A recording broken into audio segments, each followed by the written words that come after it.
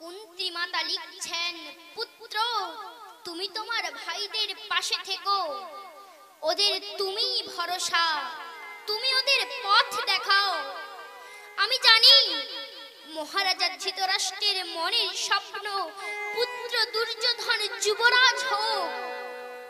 রাজার এই স্বপ্নে বড় শক্তি আছে, মাতুল শকুনির চক্রান্ত আছে।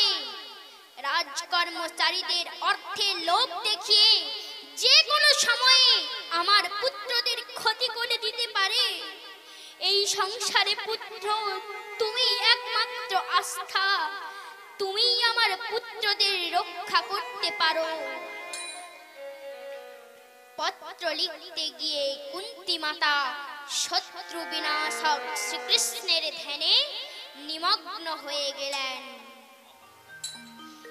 কৃষ্ণায় বাসুদেবায় দেবকী নন্দনায় চ নন্দ গোপকুমারায় গোবিন্দায় নমো নমো।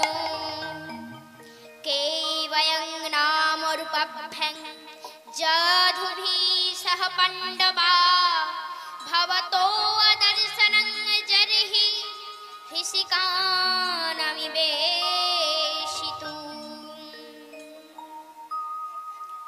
হে কৃষ্ণ বাসুদেব, হে দেবকী নন্দন, হে নন্দের দুলাল তুমি যশোদার নয়ন।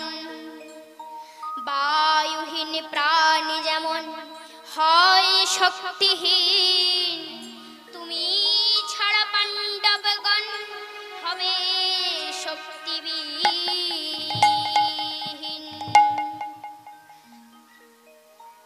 এইভাবে কুন্তী মাতা ভগবান শ্রীকৃষ্ণের ধ্যানে নিমগ্ন হয়ে গিয়েছিলেন।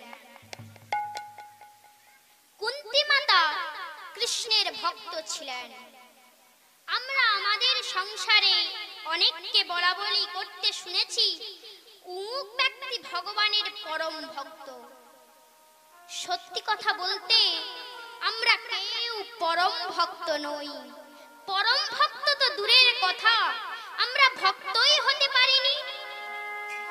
পরম ভক্ত তো ভগবানের স্বয়ং পাত্রাণীগণ নয়।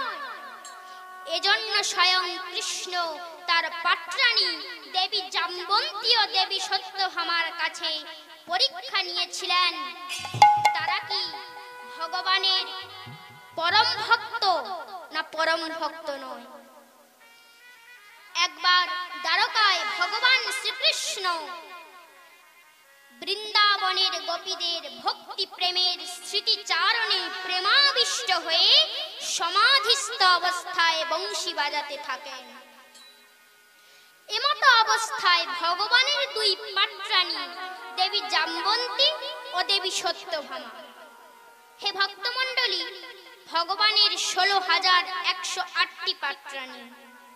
প্রথম পাত্রাণীর নাম দেবী রুক্মিণী, দ্বিতীয় পাত্রাণীর নাম দেবী জাম্বন্তী, তৃতীয় পাত্রাণীর নাম দেবী সত্যভামা। দেবী জাম্বন্তী ও দেবী সত্যভামা এমত অবস্থায় স্বামীর সঙ্গে দেখা করার জন্য প্রভুর কক্ষে গেলেন। দুই দেবী অনেক সময় অপেক্ষা করলেন, তবুও প্রভুর সাড়া মেলেননি। দেবী সত্যভামা দেবী জাম্বন্তীকে জিজ্ঞাসা করছেন, দিদি তুমি তো আমার আগে স্বামীর সেবার জন্য এসেছো, তুমি কি কোনোদিনও স্বামীকে এভাবে ভাবে বিভোর হয়ে বংশী বাজাতে দেখেছো? দেবী জাম্বন্তী বললেন, না বোন, আমি তো কোনোদিনও প্রভুকে এইভাবে ভাবে বিভোর হয়ে বংশী বাজাতে দেখিনি। দেবী সত্যভামা বললেন, দিদি আমি আমার পায়ের নূপুর যদি বাজাই তাহলে হয়তো স্বামীর সাড়া মেলতে পারে। এই বলে দেবী সত্যভামা তার পায়ের নূপুর বাজাতে লাগলেন, তবুও প্রভুর সাড়া মেলেনি। দেবী জাম্বন্তী তার হাতের কঙ্কন প্রভুর কর্ণের কাছে বাজালেন, তবুও প্রভু সাড়া মেলেনি। দুই দেবী প্রভুর উপর ক্রুদ্ধ হয়ে প্রভুর কক্ষ থেকে প্রস্থান করলেন। দুই দেবী দূরে গিয়ে নিজেদের কক্ষে প্রভুর উপর ক্রুদ্ধ হয়ে বলাবলি করতে লাগলেন, আমরা কি প্রভুর প্রতি কোনো অপরাধ করেছি? আমরা কি প্রভুর সেবা ঠিকমতো দিতে পারিনি যে প্রভু আমাদের উপস্থিতি স্বীকার করলেন না? এমত অবস্থায় ত্রিলোক ভ্রমণকারী দেবর্ষি নারদ এসে এই স্থলে উপস্থিত হলেন। দেবর্ষি নারদ বলতে লাগলেন, কি দেবীগণ, আপনারা বৃথা তর্জমা করছেন। প্রভু তো এখন বৃন্দাবনের গোপীদের ভক্তি প্রেমে প্রেমাবিষ্ট হয়ে সমাধিস্থ হয়ে বংশী বাজাচ্ছেন। দুই দেবী দেবর্ষি নারদের মুখে এই কথা শুনে ক্রুদ্ধ হয়ে বলতে লাগলেন, কি মুনিবর, এ আপনি কি বলছেন? প্রভু আমাদের বিবাহ করেছে, প্রভু এখনো পর্যন্ত সেই বাল্যকালের বৃন্দাবনের গোপীদের প্রেমে প্রেমাবিষ্ট হয়ে বংশী বাজাচ্ছেন। এমত অবস্থায় ভগবান এই স্থলে উপস্থিত হলেন। দেবী জাম্বন্তী ক্রুদ্ধ হয়ে প্রভুকে বলছেন, প্রভু আপনার তাহলে ঘুম ভেঙেছে? ভগবান বললেন, কেন দেবী, তুমি এমন কথা বলছো কেন?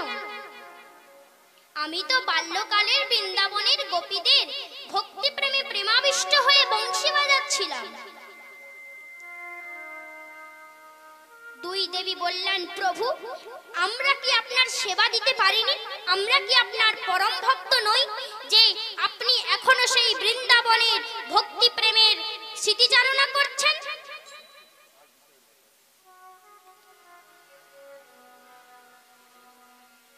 ভগবান বললেন, দেবীগণ, আপনারা আমার পরম ভক্ত কিনা তা সময় বলতে পারবে। দুই দেবী প্রভুকে সেবা দেওয়ার জন্য নিজ হস্তে 36 রকমের ব্যঞ্জন বানিয়ে প্রভুকে সেবা দিচ্ছেন। প্রভু ভোজনের আসনে বসে ভোজন দেখে প্রভু বলছেন, আহ, আজকের ভোজন খুবই সুস্বাদু হবে, আজ আমি সব ভোজন করব। এই বলে ভগবান ভোজন করা শুরু করলেন। দেবী সত্যভামা বললেন, প্রভু আজ কিন্তু আপনাকে সব ভোজন করতে হবে। আমি নিজ হস্তে আপনার জন্য 36 রকমের ব্যঞ্জন বানিয়েছি, আজ কিন্তু আপনাকে সব ভোজন করতে হবে। দেবী জাম্বন্তী বললেন, প্রভু এমন সেবা কি সেই বৃন্দাবনের গোপীগণ দিতেন? ভগবান মৃদু মন্দ হাসতে হাসতে বললেন, দেবীগণ, গোপীদের শুধু রুটি আর মাখন, তাতে শুধু আমার পেটের খিদা নয়, মনের খিদাও মিটে যেত। দেবী সত্যভামা বললেন, প্রভু বৃন্দাবনের গোপীদের সেই রুটি আর মাখনে এমন কি ছিল যাতে আপনার শুধু পেটের খিদা নয়, মনের খিদাও মিটে যেত? ভগবান ঢেকুর তুলে বললেন, পেট পরিপূর্ণ, অন্ন ব্যঞ্জনে মাখনে সমদম। এরপর ভগবান শয়ন কক্ষে প্রস্থান করলেন। প্রভু এবার ছল করে নিজের পেটের যন্ত্রণা করালেন। ভগবান দুই দেবীকে ডাকলেন, বললেন, দেবীগণ, আমার খুব পেটের যন্ত্রণা হয়েছে, বৈদ্য মশাইকে ডেকে আনো। দুই দেবী বৈদ্য মশাইকে ডাকলেন। বৈদ্য মশাই ভগবানের সুচিকিৎসা করলেন, তবুও প্রভুর পেটের যন্ত্রণা সারল না। এরপর দুই দেবী রাজবৈদ্যকে ডাকলেন।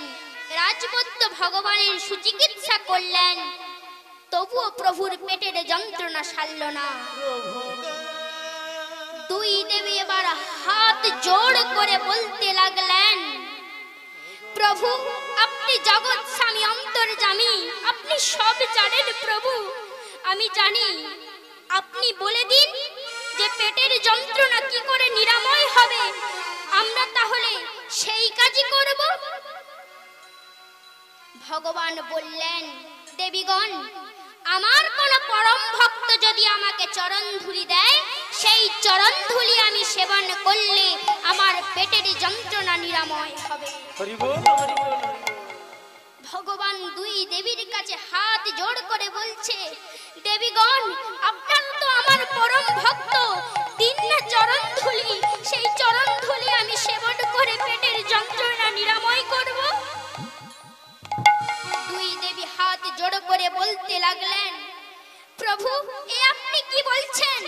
আপনি জগৎ স্বামী, অন্তর্যামী, আপনি জগৎ পিতা, আপনি আমাদের স্বামী, স্বামী হলো পরম দেবতা, আর আপনাকে চরণ ধুলি দিয়ে কি আমরা নরকগামী হব?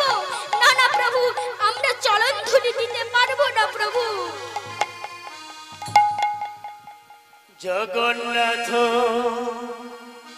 স্বামী তুমি, নয়ন পথ গামী তুমি। সবাই দুহাত তুলে জগন্নাথ স্বামী তুমি, হে ভক্তমণ্ডলী, সবাই দুটি বাহু তুলে একসাথে।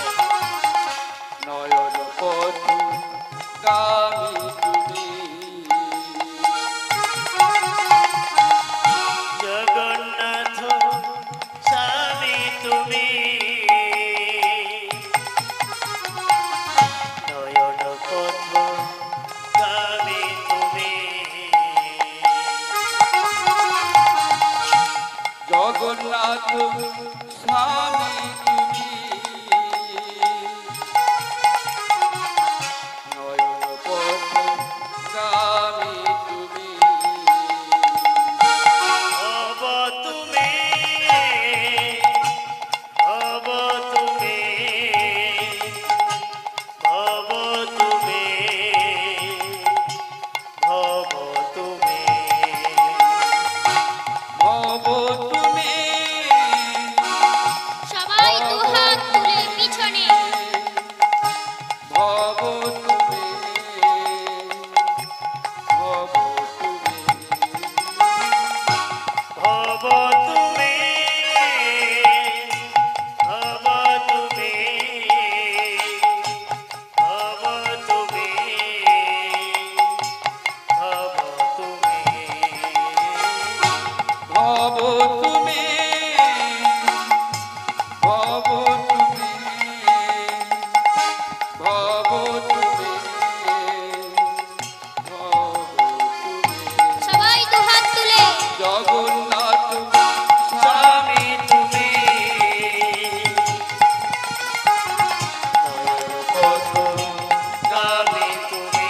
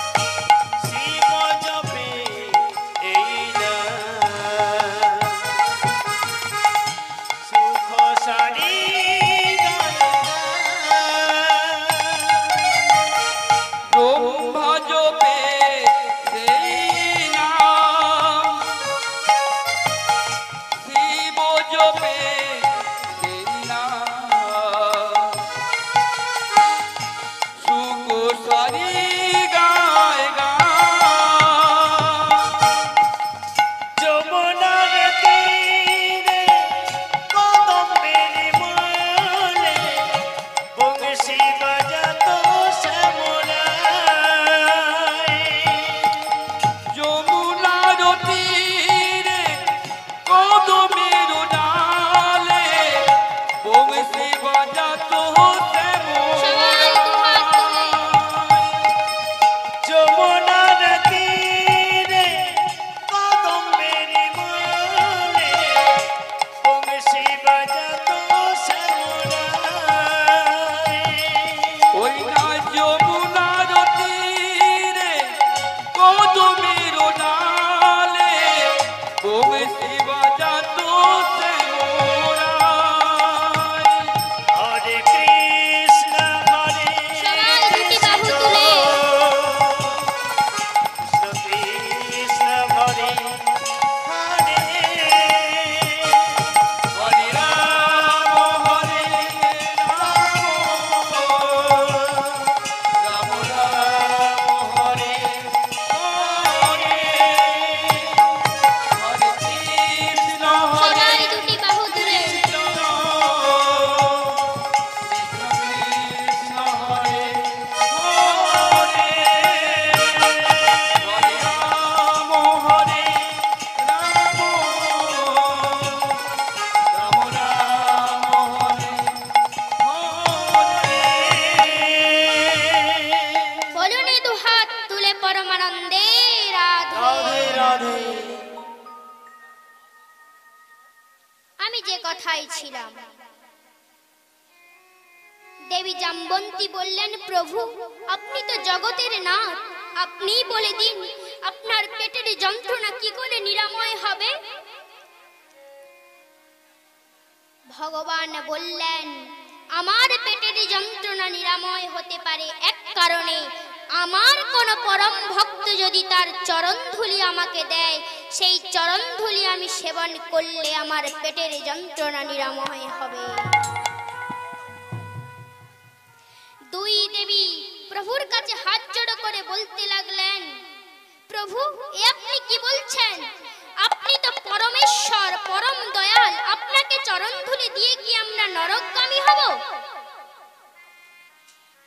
ভগবান বললেন, তাহলে তুমি যাও অক্রূর মশাইকে ডেকে আনো, অক্রূর হয়তো আমাকে চরণধুলি দেবে। দুই দেবী অক্রূর মশাইকে ডাকলেন। অক্রূর মশাই এই কথা জানতে পেরে যে দ্বারকাধীশের পেটের যন্ত্রণা হয়েছে, তিনি বললেন, হে দয়াময়, আপনি দ্বারকাধিপতি, আপনি ভগবান শ্রীকৃষ্ণ, আপনাকে চরণধুলি দিয়ে কি আমি নরকগামী হব? না না প্রভু, আমি চরণধুলি দিতে পারবো না। ভগবান বললেন, তাহলে তুমি দ্বারকাতে যাও, দ্বারকায় নিশ্চয়ই কোনো পরম ভক্ত থাকবে যে আমাকে চরণধুলি দেবে। অক্রূর দ্বারকা রথ নিয়ে দ্বারকায় ঝাঁঝরা পেটাতে পেটাতে বলতে লাগলেন, শুনুন শুনুন শুনুন, আপনাদের দ্বারকাধিপতি ভগবান শ্রীকৃষ্ণের পেটের যন্ত্রণা হয়েছে। তিনি বলেছেন তার পেটের যন্ত্রণা নিরাময় হতে পারে এক কারণে, তার কোনো পরম ভক্ত যদি ভগবানকে চরণধুলি দেয়, ভগবান সেই চরণধুলি সেবন করে পেটের যন্ত্রণা নিরাময় করবে। যেই না এই কথা দ্বারকাবাসী শুনেছে, সবাই একে অপরের মুখের দিকে দেখছে, সবাই হাত জোড় করে বলতে লাগছে, অক্রূর মশাই এ আপনি কি বলছেন? উনি আমাদের দ্বারকা অধিপতি শ্রীকৃষ্ণ, উনাকে চরণধুলি দিয়ে কি আমরা নরকবাসী হব 7 জনম? না না অক্রূর মশাই, আমরা চরণধুলি দিতে পারবো না অক্রূর মশাই। অক্রূর মশাই নিরাশ হয়ে প্রভুর কাছে ফিরে গেলেন। প্রভুর কাছে ফিরে গিয়ে প্রভুকে বলছেন, প্রভু দ্বারকাতে আপনার কোনো পরম ভক্ত নেই যে আপনাকে চরণধুলি দেবে।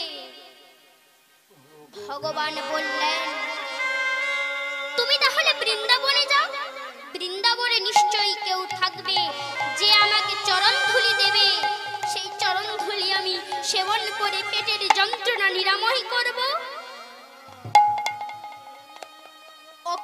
দ্বারকা রথ নিয়ে বৃন্দাবনের পথে রওনা হলেন।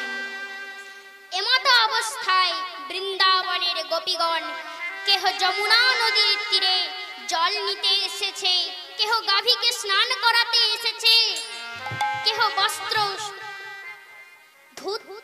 ধৌত করতে এসেছে। তারা দূর থেকে দেখতে পেল দ্বারকা রথ আসছে। গোপীগণ ভাবছে যে আমাদের কানাই আসছে, তাই যে গাভীকে স্নান করাতে এসে গাভীর কে বেঁধে রাখার যে দড়ি, সেই দড়ি হাত থেকে ছাড়া হয়ে গেল। যে জল ভরতে এসেছিল তার জলের কলস মাটিতে পড়ে ভেঙে গেল। যে বস্ত্র ধৌত করতে এসেছিল তার বস্ত্র যমুনা নদীতে ভেসে গেল। অক্রূর মশাই গোপীদের দিকে এগিয়ে এসে সব গোপীগণ একসাথে বলতে লাগলো, আমার কানাই কেমন আছে? আমার কানাই কি আমার জন্য পত্র পাঠিয়েছে? আমার কানাই কি আমার মাখনের জন্য আপনাকে পাঠিয়েছে? অক্রূর মশাই বললেন, এই আপনারা কি বলছেন? দ্বারকাধিপতি শ্রীকৃষ্ণকে আপনারা বলছেন কানাই? বন্ধ করুন এসব। গোপীগণ বললেন, অক্রূর মশাই, সে যদি স্বয়ং ভগবান হয় তবুও সে আমাদের কাছে সেই কানাই, সেই নইচড়া থাকবে। অক্রূর মশাই কান্নার স্বরে বলতে লাগলেন, তোমাদের কানাইয়ের পেটের যন্ত্রণা হয়েছে। যেই না এই কথা গোপীগণ শুনেছে, তৎক্ষণাৎ তাদের মাথায় যেন বজ্রপাত ঘটলো। সবাই হাত জোড় করে বলতে লাগলো, অক্রূর মশাই, আমার কানাইয়ের কি হয়েছে? বলুন না, আমার কানাইয়ের কি হয়েছে? অক্রূর মশাই বললেন, তোমাদের কানাইয়ের পেটের যন্ত্রণা হয়েছে। দ্বারকাধিপতি ভগবান শ্রীকৃষ্ণ বলেছেন তার পেটের যন্ত্রণা নিরাময় হতে পারে এক কারণে, তার কোন পরম ভক্ত যদি চরণধুলি দেয়, সেই চরণধুলি সেবন করলেই প্রভুর পেটের যন্ত্রণা নিরাময় হবে। যেই না এই কথা শুনেছে, তৎক্ষণাৎ সব গোপীগণ কেহ বা বস্ত্র ছিঁড়ে, কেহ বা সেই ভাঙা কলসিতে করে চরণধুলি দিলেন। অক্রূর মশাই বললেন, এত চরণধুলি লাগবে না, একটু চরণধুলি হলেই হয়ে যাবে। সব গোপীগণ বলতে লাগলেন, কানাই যখন এই চরণধুলি সেবন করবে তখন হয়তো আমরা নরকগামী হব। আমরা যখন 7 জনম নরকগামী থাকব, তখন কি কানাইয়ের যখন আবার পেটের যন্ত্রণা হবে তখন কি তোমরা চরণধুলি দেবে? তাই এত চরণধুলি নিয়ে যাও।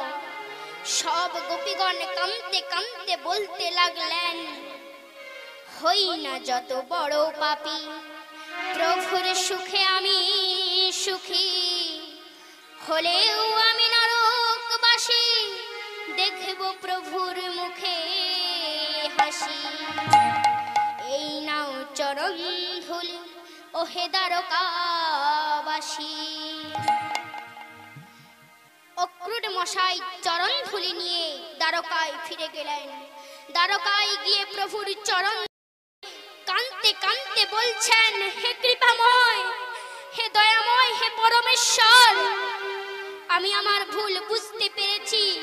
আমি নরকগামী হওয়ার ভয়ে আপনাকে চরণ ধুলি দেইনি, কিন্তু বৃন্দাবনের গোপীগণ নরকগামী হওয়ার ভয় না ভেবে আপনার মুখে সেই হাসি, আপনার সুখ দেখার জন্য চরণ ধুলি দিয়ে দিয়েছে। হে প্রভু, আপনি আমাকে ক্ষমা করুন। আমি বুঝতে পেরেছি এই জগতে আপনার পরম ভক্ত শুধু সেই বাল্যকালের বৃন্দাবনের গোপীগণ। হে ভক্তমণ্ডলী, দেবী সত্যভামা দেবী জাম্বন্তী প্রভুর চরণে পড়ে গেল। চরণ ধরে কাঁদতে কাঁদতে বলতে লাগলো, প্রভু আপনি আমায় ক্ষমা করুন। আমি বুঝতে পেরেছি আমরা যে জাহির করেছিলাম আমি আপনার পরম ভক্ত, কিন্তু না প্রভু, আপনি আমরা আপনার পরম ভক্ত নই, পরম ভক্ত তো বৃন্দাবনের গোপীগণ। দেবী সত্যভামা তার ভুল বুঝতে পেরে বলতে লাগলেন, তুমি জগতের নাথ, তুমি তো আলোক পথের দিশারি, তুমি অজ্ঞানীর ভুল ভাঙাও, তুমি সেই জগন্নাথ স্বামী। হে ভক্তমণ্ডলী, আমরা ভাগবতে যে কথাই ছিলাম, যুধিষ্ঠির যুবরাজ হওয়ার 1 বছরের মধ্যে প্রজাদের মনে ছাপ পড়ে, কারণ যুধিষ্ঠির ছিলেন ধৈর্যবান, সহিষ্ণু, দয়াবান, নম্রশীল, এক কথায় ভালোবাসার প্রতীক, ভালো লাগার মানুষ। দেশে দেশে পাণ্ডবদের খ্যাতি বৃদ্ধি পেতে লাগলো, পাণ্ডবদের জয় গান ধ্বনিত হতে লাগলো। এই দেখে মহারাজা ধৃতরাষ্ট্র আর দুর্যোধনের মনে ঈর্ষা হলো। অতঃপর ক্রমে ক্রমে ঈর্ষা ক্রোধে পরিণত হলো, অবশেষে আগুনের ফুলকিতে পরিণত হলো।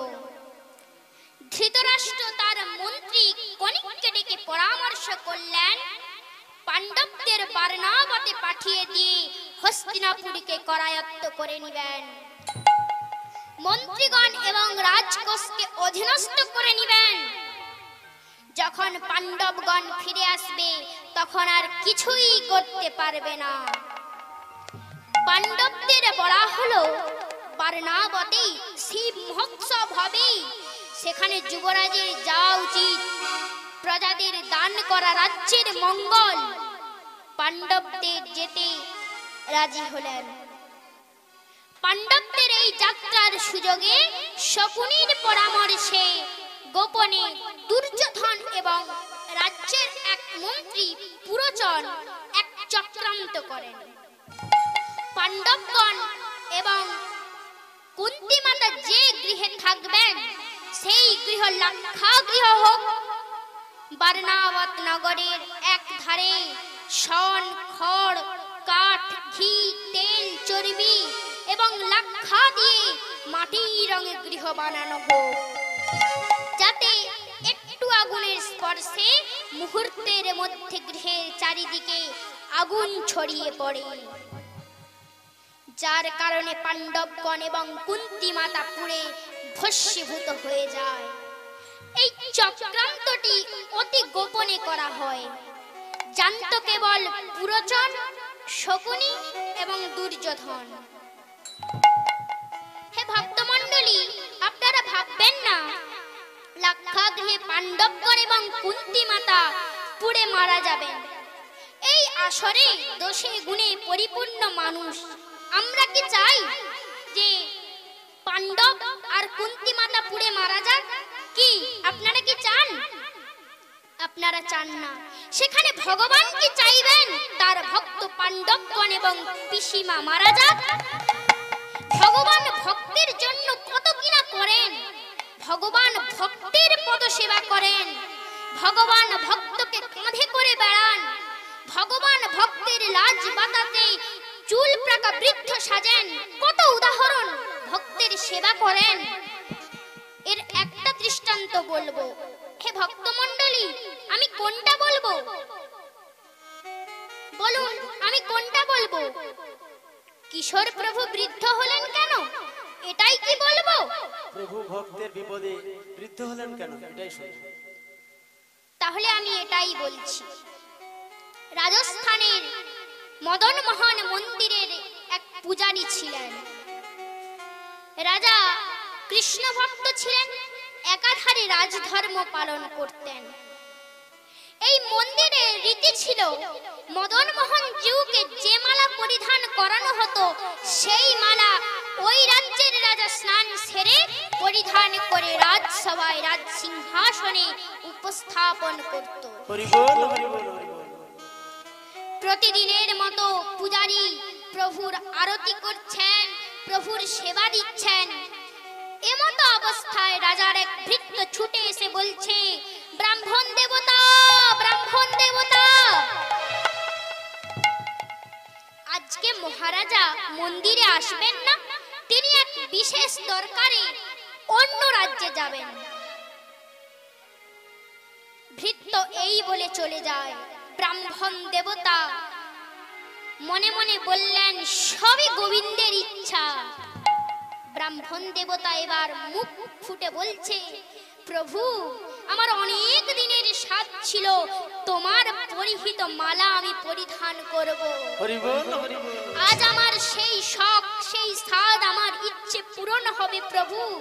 আজ আমি তোমার কণ্ঠের মালা পরিধান করতে পারবো। এই বলে ব্রাহ্মণ দেবতা প্রভুর কণ্ঠের মালা পরিধান করলেন। এমতা অবস্থায় রাজার সেই ভৃত্য আবার ছুটে এসে বলছে, ব্রাহ্মণ দেবতা, ব্রাহ্মণ দেবতা, আমি যে এইখানে বলে গেলাম মহারাজা আজ এক বিশেষ দরকারে অন্য রাজ্যে যাবেন, তিনি আসতে পারবেন না। তিনি এক্ষুনি মন্দিরে আসছেন। আজ তিনি সেই বিশেষ দরকারে অন্য রাজ্যে যাবেন না। ব্রাহ্মণ দেবতা কিছু বুঝতে না পেরে আবারও মনে মনে বলল, সবই গোবিন্দের ইচ্ছা। এই বলে কণ্ঠের মালা খুলে আবার মদন মোহনজিউকে পরিয়ে দিলেন। মহারাজা এলেন, ব্রাহ্মণ দেবতা প্রভুর আরতি করলেন। মদন মোহনজিউর সেই মালা মহারাজকে পরিধান করানো হলো। মহারাজ সেই মালা পরিধান করে রাজসভায় সিংহাসনে উপস্থাপন করলেন। প্রতিদিনের মতো মহারাজা সেই ফুলকে পরখ করে দেখছে, ফুলের ঘ্রাণ নিচ্ছে। এমতা অবস্থায় মহারাজার চোখে পড়ে গেল একটি পাকা চুল। হরি বল, হরি বল। মহারাজা মনে মনে ভাবছে, আমার প্রভু কি বৃদ্ধ হয়ে গেছে যে প্রভুর কণ্ঠের মালায় পাকা চুল? মহারাজা তৎক্ষণাৎ পূজারীকে তলব করলেন। পূজারী এলেন, তিনি বললেন, প্রণাম মহারাজ, আপনি আমায় ডেকেছেন? মহারাজা বললেন, হ্যাঁ। পূজারী, আমার প্রভু কি বৃদ্ধ হয়ে গেছে যে প্রভুর কণ্ঠের মালায় পাকা চুল? ব্রাহ্মণ দেবতা বললেন, কিছু বুঝতে না পেরে তিনি কাচুমাচু অবস্থায় বলে দিলেন, হ্যাঁ, আপনার প্রভু বৃদ্ধ হয়ে গেছে। মহারাজা ঘোষণা করলেন, কাল আমি প্রভুকে দর্শন করতে যাব, দেখবো আমার প্রভু কেমন বৃদ্ধ হয়েছে। ব্রাহ্মণ দেবতা রাজসভা ত্যাগ করলেন। তিনি মন্দিরে গিয়ে প্রভুর কাছে হাত জোড় করে কাঁদতে কাঁদতে বলতে লাগলেন, হে দয়াময়, আজ আমি একটা মিথ্যা কথা বলে ফেসে গেলাম। কাল যখন মহারাজা এসে দেখবে তুমি বৃদ্ধ হওনি প্রভু, তখন তো আমাকে এই রাজ্য থেকে ত্যাগ করবে, তোমার সেবা থেকে বঞ্চিত করবে। হে দয়াময়, আজ আমি কত বড় অপরাধ করে ফেললাম। আপনার নামে মিথ্যে কথা বলে আজ আমি ফেসে গেলাম।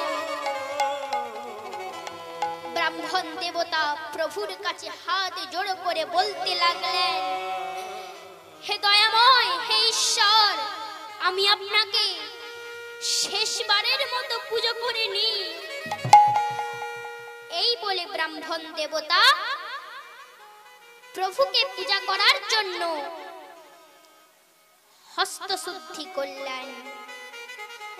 নৈনং ছিন্দন্তি শস্ত্রাণি নৈনং দহতি পাবকা না চৈনং ক্লেদয়ন্তাপন শশতি মারুতঃ अच्छेत्तोऽयमिदच्च आयं क्लेदयो शस्य एव च पश्यमे पार्थरूपाणि शतशोहतसहस्र नित्य सर्वगातस्थाणुरचलायं सनातनं नानाविधानि दिव्यानि नानावर्णकृतीनि च इति करतलपृष्ठभ्यं अस्त्राय फट्। ব্রাহ্মণ দেবতা অশ্রু বিগলিত নয়নে কাঁদতে কাঁদতে বললেন, হে দয়াময়, আপনি তো পরমেশ্বর। আমি আপনাকে শেষ পূজা করার জন্য যে পুষ্প দিয়ে আপনাকে পুজো করব, সেই পুষ্প আমি শুদ্ধি করে নিই। এই বলে ব্রাহ্মণ দেবতা পুষ্পস্থলে হস্ত স্থাপন করলেন। পুষ্পে পুষ্পে মহাপুষ্পে সুপুষ্পে পুষ্প সম্ভবে পুষ্পোচয়াবকিরিণা চাহং কিং ফটস্বাহা। ব্রাহ্মণ দেবতা কাঁদতে কাঁদতে বলতে লাগলেন, হে প্রভু, আপনি তো পরমেশ্বর। আপনাকে শেষবারের মতো যে জলে স্নান করাবো, সেই জল আমি শুদ্ধি করিনি। এই বলে ব্রাহ্মণ দেবতা তার মধ্য অঙ্গুলি কমণ্ডলিতে প্রবেশ করালেন। জলস্পর্শ করে তিনি সেই জল শুদ্ধি করছেন। গঙ্গে চ যমুনে চৈব গোদাবরী সরস্বতী নর্মদে সিন্ধু কাবেরী জলেস্মিন্ সন্নিধিং কুরু। ব্রাহ্মণ দেবতা বলছে, প্রভু গো, আপনাকে যে চন্দন দ্বারা সুগন্ধময় করে তুলব, সেই চন্দন আমি শুদ্ধি করিনি। এই বলে ব্রাহ্মণ দেবতা চন্দনে স্পর্শ করে বলতে লাগলেন, গন্ধধরা দুরাধরিষং নিত্যভ্রষ্টং করিষিণীম ঈশ্বরীং সর্বভূতানাং তামিহোপহে শ্রিয়ম। ব্রাহ্মণ দেবতা পঞ্চপ্রদীপ প্রজ্বলিত করে বলছে, হে প্রভু, আজ আমি একটা মিথ্যা কথা বলে ফেসে গেছি। কালকে যখন মহারাজা এসে দেখবে আপনি বৃদ্ধ হননি, আমাকে আপনার সেবা থেকে বঞ্চিত করবে। তাই প্রভু, আজ আমি আপনাকে শেষবারের মতো সেবা করছি। প্রভু, আপনি আমার এই সেবা গ্রহণ করুন।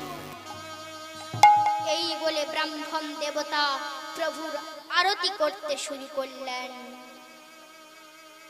অগ্নি জ্যোতি রবি জ্যোতি চন্দ্র জ্যোতি ততৈব চ জ্যোতি সভ্যন্তরো জ্যোতি দীপায়ং প্রতিঘৃচ্যতাম। ব্রাহ্মণ দেবতা ধূপ ধারণ করে সুগন্ধে আমোদিত করতে করতে বলতে লাগলেন, বনস্পতি রসোৎপন্ন গণ্ডাদ্দশু মনোহর আগ্নেয় সর্বদেবানাং ধূপয়ং প্রতিঘৃচ্যতাম। ব্রাহ্মণ দেবতা অশ্রু বিগলিত নয়নে কাঁদতে কাঁদতে বলতে লাগলেন, হে প্রভু, আমি আপনাকে শেষবারের মতো ধ্যান করিনি। ওং ধ্যো সদা সাবিত্রী মণ্ডল মধ্যবর্তী নারায়ণ সরসিজা সরসন্নিবিষ্ট গৌরবান কনক মণ্ডল বাণ কিরীটহারি হিরণ্ময় বপুরধীত শঙ্খ চক্র। ওং নমো শ্রী নারায়ণায় নমঃ। ব্রাহ্মণ দেবতা অশ্রু বিগলিত নয়নে কাঁদতে কাঁদতে বলছে, হে দয়াময়, হে প্রভু, আমি আপনাকে শেষবারের মতো প্রণাম করিনি। ওং নীলোৎপলদল শ্যামং যশোদানন্দনন্দনম যশোদানয়ন গোপবালকম। এই বলে ব্রাহ্মণ দেবতা অজ্ঞান হয়ে পড়লেন। ভোর হলো, মহারাজা প্রভুকে দর্শনের জন্য এলো। প্রভুর গর্ভগৃহে প্রবেশ করার আগে মনে মনে ভাবছে, এই জগতে আমি কোথাও দেখিনি আমার প্রভু বৃদ্ধ হয়ে গেছে, কোনো পটে দেখিনি, কোনো ছবিতে দেখিনি প্রভু বৃদ্ধ হয়ে গেছে, কিন্তু আমার প্রভু কিভাবে বৃদ্ধ হয়ে গেল? এই বলে ব্রাহ্মণ, এই বলে মহারাজা প্রভুর গর্ভগৃহে প্রবেশ করলেন। আমি তোমার পোষা পাখি, ও গো কৃপাময়। সবাই দুহাত তুলে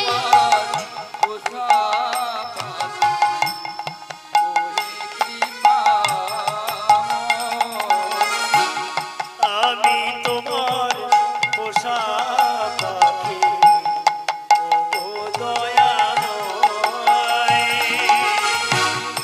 আমি তোমার পোষা পাখি, ওহে দয়াময়।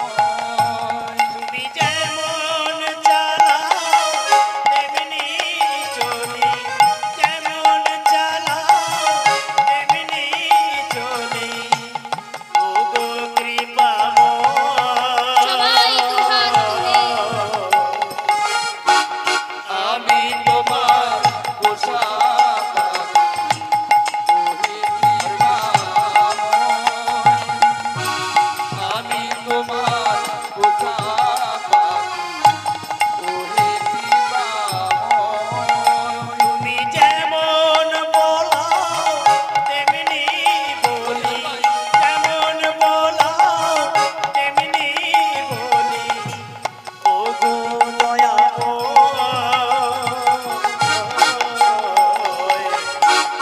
আমি তোমার পোষা পাখি, ওহে কৃপাময়।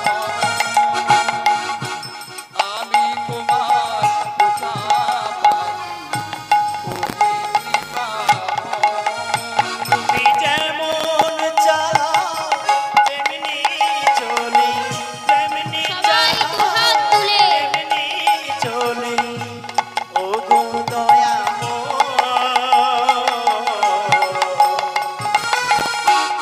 আমি তোমার পোষা পাখি, ওহে কৃপাময়। আমি তোমার পোষা পাখি, আমি তোমার পোষা পাখি, আমি তোমার পোষা